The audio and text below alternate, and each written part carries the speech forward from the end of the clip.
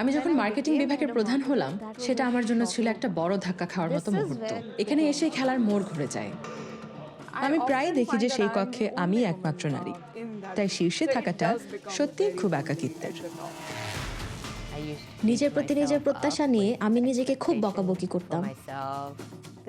আমার ড্রয়ারে সবসময় একটা মুখোশ তৈরি থাকে। নারীদের নেতৃত্বে চলে এমন প্রতিষ্ঠানের সংখ্যা খুবই কম, কিন্তু যখন এমন কোনো প্রতিষ্ঠান পাই সত্যি খুব ভালো লাগে। প্রতিভা চিনতে আমি খুবই দক্ষ, আর আমি সবসময় তাদের সমর্থন করি, একেবারে মন থেকে।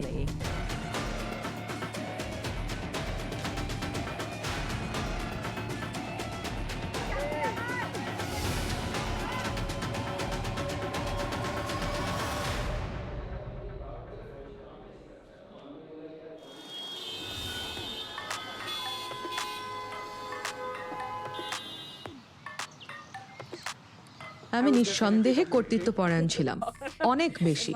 আমার স্কুলে আমি বছরের পর বছর ক্লাস মনিটর ছিলাম এবং সেখানে প্রতিযোগিতা থাকতো, কিন্তু কেউ আমাকে হারাতে পারতো না।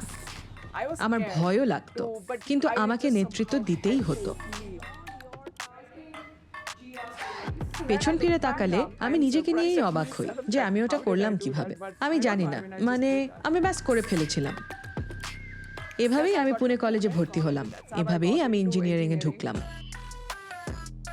আমি বানসি, আমি ভারতের পুনে থেকে বলছি এবং পুরস্কার জয়ী ইউএক্স ইউআই ডিজাইন এজেন্সির আমি সিইও। পুনেতে আসাটা ছিল একটা বড় পদক্ষেপ, কারণ কেউ ভাবতেই পারেনি যে একটা মেয়ে শহর ছেড়ে যাওয়া তো দূরের কথা, পড়াশোনা করতে রাজ্যের বাইরে যাবে এবং নিজের মতো করে থাকবে।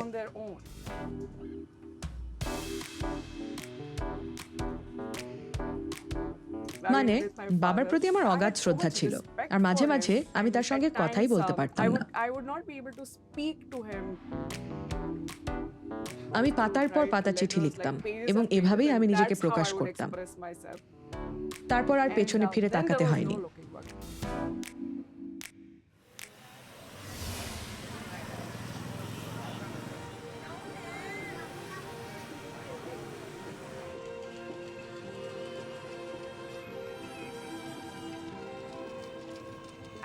আমি সৌভাগ্যবান, আমি বড় হয়েছি শূন্য হতে। তাই আমাদের পাথর লাঠিসোঁটা দিয়ে খেলতে হতো। বাড়ির পেছনের উঠানে যা পেতাম তা দিয়েই খেলতাম।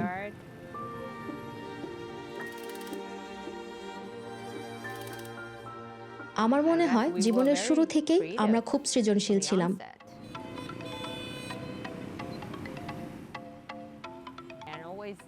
এবং আমি সবসময় এটা লক্ষ্য করি, আমি যদি কোনো দলের মধ্যে থাকি, আমি সবসময় বুঝতে পারি কে কোন কাজে ভালো।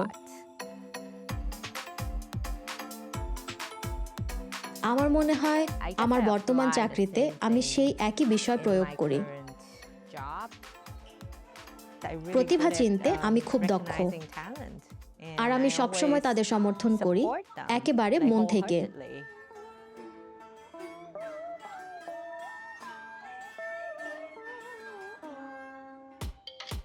আমার নাম হাডো, আমি ভিয়েতনামের হোচিমিন সিটি ভিত্তিক একজন ক্রিয়েটিভ ডিরেক্টর। আমি নিউ ইয়র্ক সিটির স্কুল অফ ভিজুয়াল আর্টসে গ্রাফিক ডিজাইন নিয়ে পড়াশোনা করেছি। আমি প্রায় 20 বছর ধরে সৃজনশীল অঙ্গনে কাজ করছি।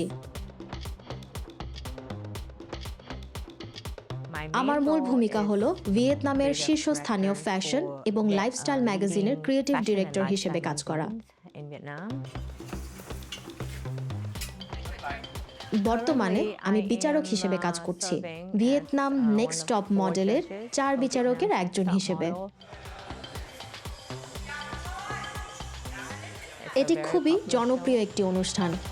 এই প্রতিযোগিতার মাধ্যমে আমরা এখান থেকে সত্যি অনেক ভালো মডেল পাই। আমি সবসময় নতুন প্রতিভার খোঁজে থাকি, বিশেষ করে আমার কাজের মাধ্যমে নতুন ও তরুণদের তুলে ধরার জন্য।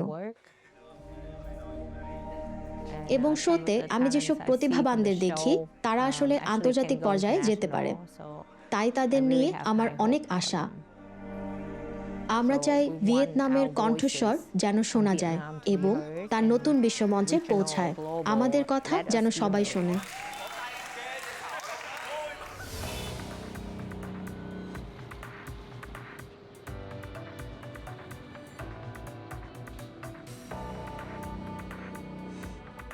আমি করাচিতে বড় হয়েছি। আমার বাবা রেলওয়েতে ছিলেন, তাই খেলার জন্য আমরা সবসময় বড় জায়গা পেতাম। আমরা সাইকেল চালাতাম এবং আমাদের ব্যাডমিন্টন কোর্ট ছিল। আমাদের সুইমিং পুল ছিল যেখানে আমরা সাঁতার কাটতে পারতাম। আমার মনে হয় অন্যান্য শিশুদের তুলনায় আমরা একটু বেশি প্রিভিলেজ ছিলাম। তাছাড়া আমরা ছিলাম 80-র দশকের শিশু, তাই আমাদের কাছে ছিল শুধুই আটারি গেম। আমি ছিলাম 4 নম্বর সন্তান এবং আমি ছিলাম সবার চেয়ে বেশি বিদ্রোহী। আমার সব বন্ধু ছিল ছেলে। আমার মনে হতো পুতুল খেলা আমার কাজ নয়, কিন্তু আমি খুব লাজুকও ছিলাম, খুবই লাজুক, আক্ষরিক অর্থেই খুব চুপচাপ আর লাজুক। এবং আমার মনে হয় ছোটবেলায় আমার ভেতরে অনেক রাগ জমা ছিল। তীব্র ক্ষোভ সাধারণত তখনই আসে যখন আপনার মনে হয় কেউ আপনার কথা শুনছে না। আমার নাম ওয়াজিহা কুরেশি। আমি পাকিস্তানের করাচি থেকে বলছি এবং আমি একজন মার্কেটার। আমার ক্যারিয়ারটা একেবারেই আকস্মিক। আমি যখন বড় হচ্ছিলাম, আমার মা চাইতেন আমি চিকিৎসক হই। তখন আমার মনে হলো আমি ওটা হতে পারবো না। আর তখনই আমাকে আমার বন্ধুকে নিয়ে আসতে হলো। ও কলেজ অফ বিজনেস ম্যানেজমেন্টে যাচ্ছিল। তখন ও বলল, আচ্ছা আমি আন্টির সঙ্গে কথা বলবো, তুমি হয়তো এমবিএ করতে পারো, তাই না? ওটাও খুব ভালো একটা ক্ষেত্র। এভাবে আসলে মার্কেটিং এ আসা। আমি ন্যাশনাল ফুডসে যোগ দেই এবং আমার মনে হয় সেখানেই আমি অনুভব করলাম যে এখানে সৃজনশীলতা দেখানোর অনেক সুযোগ আছে। একটার পর একটা ক্যাম্পেইন করার পর আমি বুঝলাম, বাহ, আমি তো একজন ভালো মার্কেটার হতে পারি।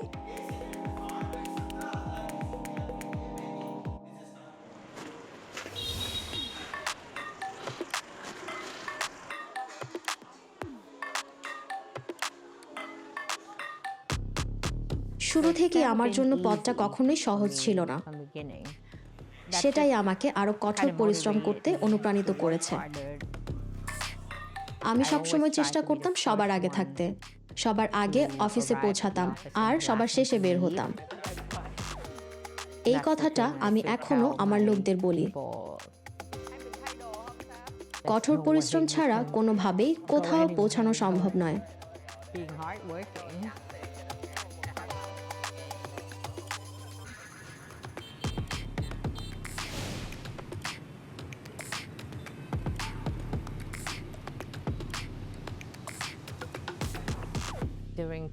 কঠিন সময় আমি মানুষকে বলি না যে আমি কঠিন সময়ের মধ্যে দিয়ে যাচ্ছি।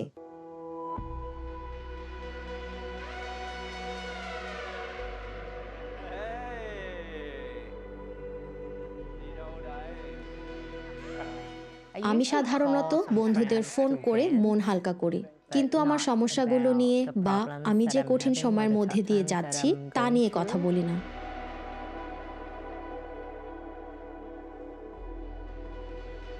কারণ এটা শুধু আপনি নিজেই এটা সমাধান করতে পারেন। তাই আমি অন্য মানুষের উপর সে বোঝা চাপাতে চাই না, কারণ এটা অন্যের মধ্যেও ছড়িয়ে পড়তে পারে।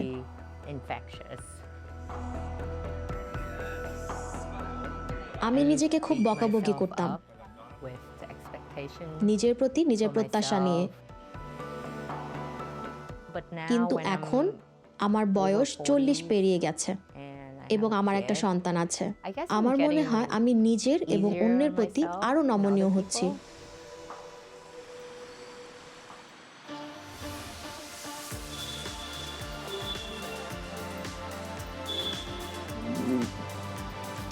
চতুর্থ বর্ষে যখন সবাই পড়াশোনা শেষ করছিল, আমি তখন একটা ফুল টাইম চাকরি পেলাম খুব ছোট একটা ডিজাইন স্টুডিওতে।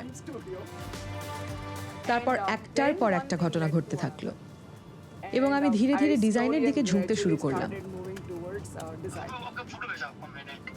ओके मैं एक बार देख के बताऊंगा ना। हाँ या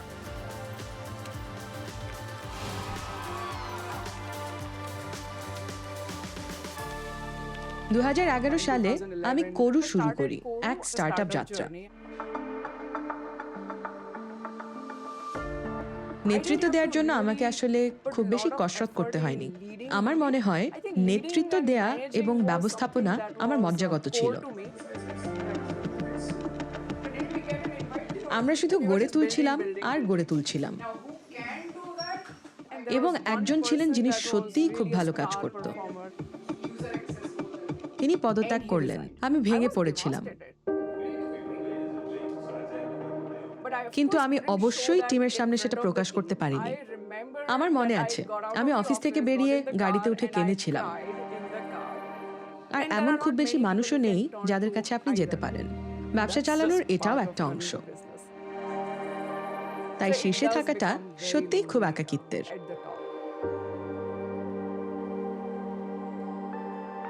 আর তখনই আপনাকে বাইরের দিকে তাকাতে হয়। আমার মনে হয় ব্যবসায় 10 থেকে 11 বছর কাটানোর পর আমি বুঝতে পেরেছি যে সহায়তা চাওয়াতে কোনো দোষ নেই।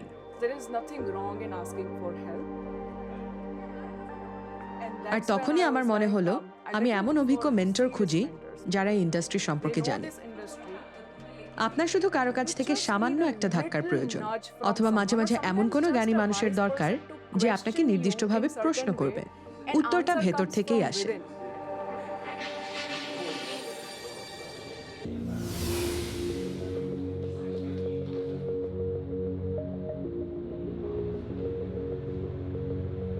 আমি যখন মার্কেটিং বিভাগের প্রধান হলাম, আমার মনে হয় সেটা আমার জন্য ছিল একটা বড় ধাক্কা খাওয়ার মতো মুহূর্ত। এখন আমি বিভাগের প্রধান। আজ আপনি একটা বিভাগের নেতৃত্ব দিচ্ছেন যেখানে 10 জন মানুষ আপনার কাছে রিপোর্ট করছে। কিন্তু উদ্বেগটা একটু বেশিই ছিল, কারণ এখন আর বিষয়টা শুধু হাসি তামাশার নয়। এখন তারা আপনার দিকে তাকিয়ে আছে এবং আপনার নেওয়া প্রতিটা পদক্ষেপ তারা বিচার করছে। এখানে এসেই খেলার মোড় ঘুরে যায়, আর এখান থেকেই সব রাজনীতি শুরু হয়। আর ঠিক তখনই আপনি বুঝতে পারেন, ও, এই পথ চলাটা এখন আর শুধু সৃজনশীলতার মধ্যে সীমাবদ্ধ নেই। এই পথ চলাটা ভীষণ একাকিত্বের হয়ে ওঠে। আমি শুধু নারীদের কথা বলবো না, আমার মনে হয় পুরুষদের ক্ষেত্রেও তাই।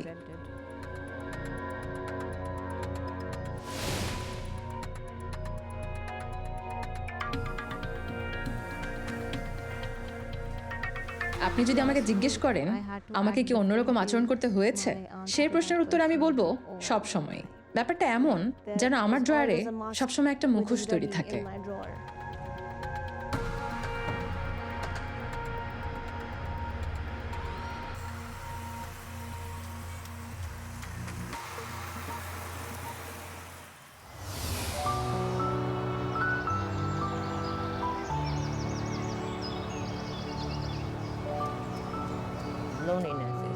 সৃজনশীলতার জন্য একাকিত্ব আসলেই খুব গুরুত্বপূর্ণ, বিশেষ করে আমার জন্য। যখন আমি আমার একান্ত ভাবনা শুনতে চাই এবং আমি চাই আমি যা ভাবছি সে ব্যাপারে আরো স্বচ্ছ হতে, এটা আমার জন্য খুবই জরুরি। তবে বেশিরভাগ সময় আমি শুনতে চাই অন্য মানুষ কি ভাবছে, তাদের গল্পটা কি, এবং সেটাই হলো অনুপ্রেরণা। আমার ছেলে আমার জন্য অসীম আনন্দ নিয়ে এসেছে। ও আমার সবচেয়ে বড় শিক্ষক। আমি জীবনকে নতুন দৃষ্টিভঙ্গিতে দেখতে পাই এবং সেটা সত্যি অনুপ্রেরণাদায়ক।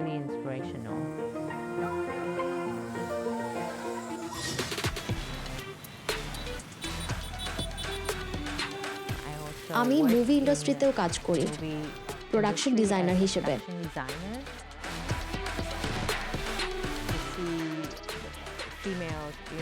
চলচ্চিত্র নির্মাণের ক্ষেত্রে নারীদের দেখা, বিশেষ করে নেতৃত্বের ভূমিকায় দেখাটা এখনো খুবই বিরল। এর জন্য পরিবারের কাছ থেকে অনেক সময় দূরে থাকতে হয়, অনেক ভ্রমণ করতে হয়, অনেক সময় পথেও কাটাতে হয়।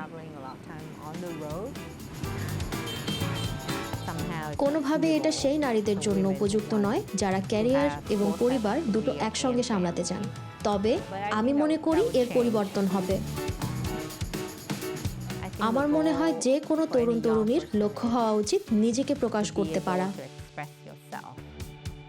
এবং আপনি কি করতে চান তা খুঁজে বের করা।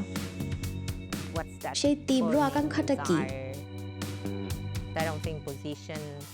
আমি মনে করি না পদমর্যাদা বা খ্যাতি আপনার লক্ষ্য হওয়া উচিত। আপনার উচিত আকর্ষণীয় সব কাজ করা এবং বাকি সব এমনিতেই আপনার কাছে আসবে। তাই স্বপ্ন দেখা থামাবেন না।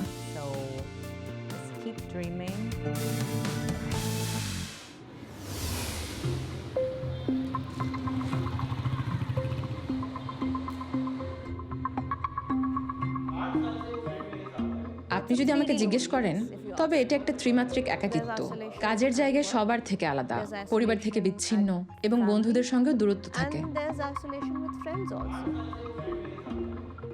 আপনার বন্ধুদের বিয়ে হতে শুরু করে, তাদের নিজস্ব জীবন তৈরি হয়, তাই তখন একা লাগে।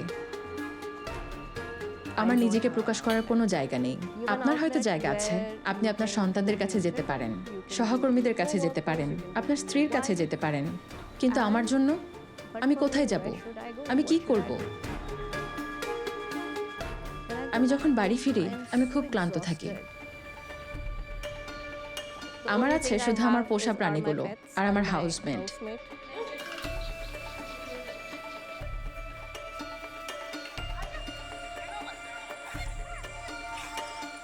একটা কাজ আমি শুরু করেছি, তা হলো ব্যাডমিন্টন খেলা। এটা এমন কিছু যা আমি আমার জীবনে যোগ করেছি।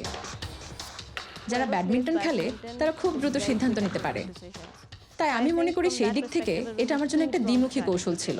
এটা আসলে আমার কাজেও সহায়তা করতে পারে। তো এটাই আমার শিক্ষা এবং আমি এটাই অনুভব করি। একজন নারী হিসেবে আমি বড় হয়েছি। আমি সেই সব মেয়েদের কি বলবো যারা আমার কাছে এসে জিজ্ঞেস করে, আপনি এটা কিভাবে করলেন, আপনি কিভাবে এটা সামলালেন? আমার মনে হয় এর জন্য অনেক ধৈর্য লাগে, অনেক অধ্যবসায় লাগে এবং নিজের প্রতি সৎ থাকার জন্য অনেকটা প্রতিজ্ঞাবদ্ধ হতে হয়।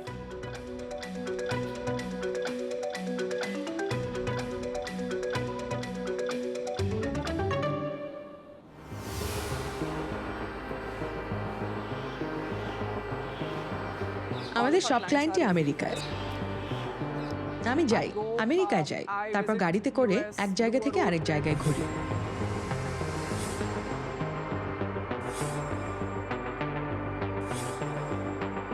এবং এগুলো হলো টেক কোম্পানি যাদের সঙ্গে আমরা কাজ করি। সেখানে নারীদের খুব কমই দেখা যায়। তাই স্বাভাবিকভাবেই আপনি যখন কোনো মিটিং বা আলোচনার পরিবেশে যান, অনুপাতটা একেবারেই অসামঞ্জস্যপূর্ণ থাকে। আমি প্রায় দেখি যে সেই পরিবেশে আমিই একমাত্র নারী। নেতৃত্বের ক্ষেত্রে আমার মনে হয় এটাই আমার জন্য জয় করার সবচেয়ে কঠিন কাজগুলোর একটি। সেখানে ঢুকতে সত্যিই বাড়তি প্রচেষ্টার প্রয়োজন হয়। সেই সাধারণ পরিবেশে গৃহীত হতে, তাদের অংশ হতে, এবং বাদ পড়াটা খুবই সহজ। নারীদের নেতৃত্বে চলে এমন প্রতিষ্ঠানের সংখ্যা খুবই কম, কিন্তু যখন এমন কাউকে পাই আমার সত্যিই খুব খুব ভালো লাগে। মানে তারা সবাই প্রতিশ্রুতিবদ্ধ, অত্যন্ত বাস্তববাদী নারী, এবং তারা তাদের পথ খুঁজে নিয়েছে।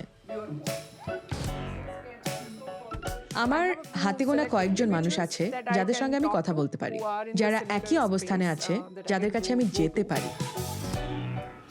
আমি ভাগ্যবতী এবং সেই সঙ্গে খুব সচেতন ছিলাম আমার পরিবেশ এবং সাপোর্ট সিস্টেম তৈরির ক্ষেত্রে। আমি আমার নিজের ব্যবসা শুরু করেছি এবং তাই আমাকে যে পরিস্থিতির মধ্যে দিয়েই যেতে হোক না কেন, আমার সবসময় মনে হয় এর সবই সার্থক। এটা আমাকে এমন ধরনের স্বাধীনতা ও নিয়ন্ত্রণ দিয়েছে যার ফলে আমি আমার নিজের নিয়ম নিজেই ঠিক করতে পারি। মানে যে বিষয়গুলোর মধ্য দিয়ে আপনাকে যেতে হয় সে সবকিছু তুলনা করলে এটা সত্যিই অনেক বড় একটা ব্যাপার। আমার প্রথম দায়িত্ব হলো নিশ্চিত করা যে আমি কোম্পানির জন্য সঠিক কাজটা করছি। কিন্তু তার মধ্যেই যখনই নারীদের ম্যানেজমেন্ট পজিশনে, লিডারশিপ পজিশনে তুলে আনার সুযোগ থাকে, বাড়তি উৎসাহ দেওয়ার সুযোগ থাকে, আমি সেটা করবই।